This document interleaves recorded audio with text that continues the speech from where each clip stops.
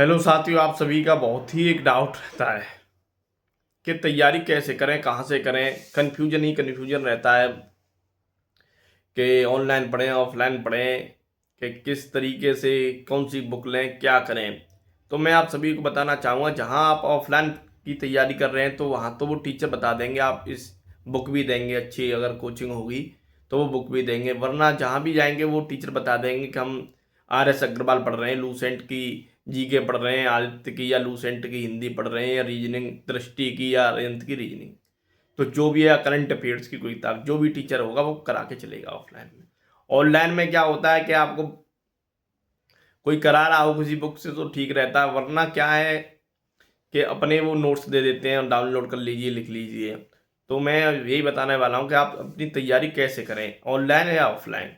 जैसे भी जैसे आप ऑनलाइन तैयारी कर रहे हैं, क्या होता है कि आपने एक बार लिख लिया तो आप क्या करते हैं, कहीं पहले हम देखते थे बचपन में पढ़ने जाते थे तो मैं पहले वहाँ रफ कर कराया जाता था, फिर हम आकर के फेर करते थे, फिर नेक्स्ट डे वो टीचर हमसे उससे क्वेश्चन करते थे। तो धीरे धीरे वो उससे क्या होता है, जब एक बार आप लिख लेंगे रफ की तरह, फिर फेयर करेंगे, फिर हम याद करके पूछेंगे, तो वो एक अच्छा तरीका रहता है किसी भी चीज़ को याद करने का।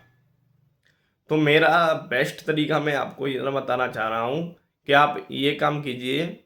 ऑनलाइन कर रहे हैं तो पहले आप लिखिए उसे एक बार, फिर याद कीजिए, फिर लिखिए। मैंने एक ही चैप्टर को कम से कम 2 बार लिखिए और बहुत कम पढ़िए। इतना नहीं कि एक ही दिन में सारी चीज़ें दो दो तीन तीन 8 घंटे की क्लास ले ली, 8 घंटे की क्लास का कवर हो रही है आप सभी से।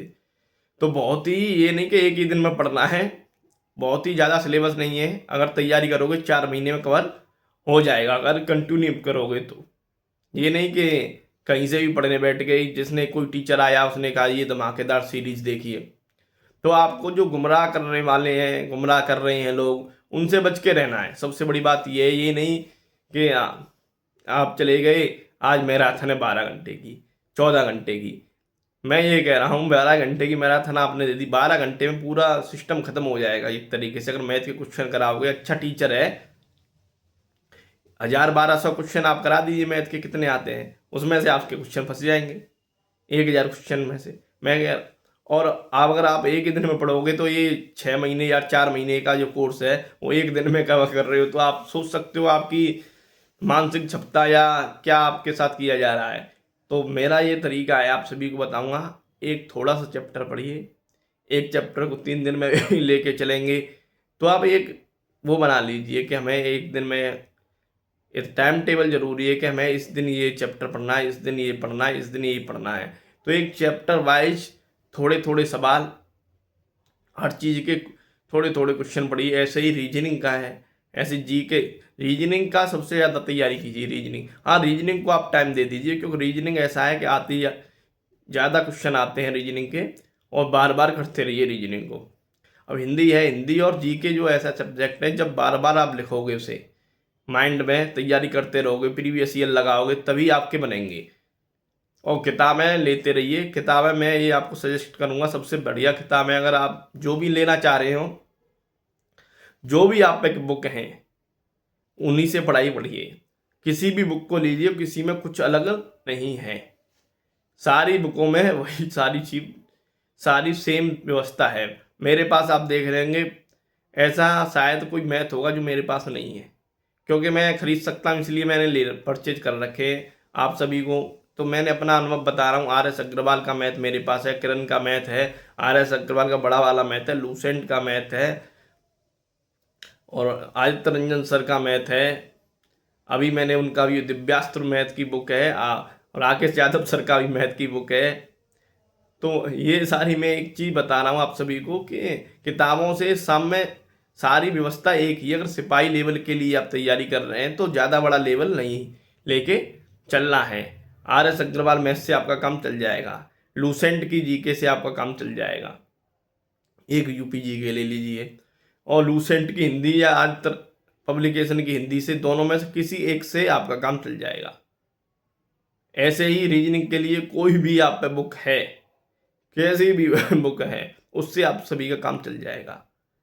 तो मैं तो आपको सजेस्ट यही करूँगा कि आप सभी अगर ऑफलाइन तैयारी करने जा रहे हैं तो आप बेहतर रहेंगे।